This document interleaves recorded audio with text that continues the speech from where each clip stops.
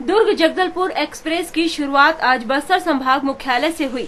इस मौके पर मुख्यमंत्री डॉक्टर रमन सिंह और केंद्रीय कृषि राज्य मंत्री चरण दास महंत ने हरी झंडी दिखाकर ट्रेन को रवाना किया।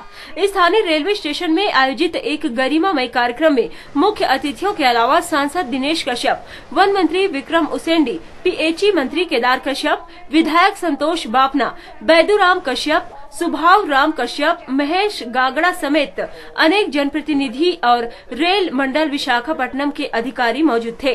उद्घाटन अवसर पर यहां मौजूद प्रतिनिधियों ने इसे बस्तर के लिए स्वर्णिम क्षण बताया।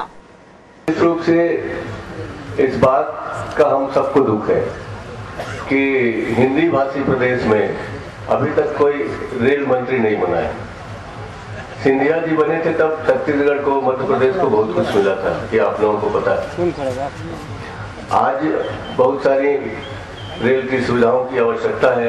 रास्ते में हम लोग बात करते आए थे कि राजहरा वाला लाइन अगर शुरू हो जाए तो बहुत जल्दी में हम लोग रायपुर दुर्ग पहुंच सकते हैं। इस ट्रेन के माध्यम से एक पिछड़ा अंचल जिसको आप लोग कहते हैं, मैं तो नहीं मानता, बस्तर जैसा आदिवासी अंचल दुर्ग से जुड़ेगा और दुर्ग से गाड़ी चलती है सरगुजा के लिए, तो दोनों आदिवासी अंचल जो एक उत्तरी भाग में है, एक दक्षिणी भाग में है, हम दोनों की जो सांस्कृतिक एकता है, सांस्कृतिक भावनाएं हैं, वो कम से कम फिर से एक साथ चलने की कोशिश करेगी। अब इन दोनों आदिवासी अंचल के लोगों को हम सबको मिलकर करना है। पूरी तरीके से तभी जुड़ेगा जब ये 235 किलोमीटर रेलवे लाइन का निर्माण हम और आप मिलकर कर सकेंगे। और मुझे लगता है इस पे हमको सबसे ज्यादा जोर देना चाहिए, क्योंकि रायपुर की दूरी फिर 235 किलोमीटर। सभी लोगों को प्रयास करना है कि सुरक्षा के साथ हम इसको बेहतर जल्द से जल्द फर्स्ट फेज में 95 का काम कैसे पूरा करें और आगे इसकी कनेक्टिविटी यहाँ तक हो जाए और किरंदुल तक का, और यहाँ से लेकर जो लाइन है उसकी सौंदर्यीकरण की बात हुई थी, 2 लाइन और बढ़ाने की बात हुई थी।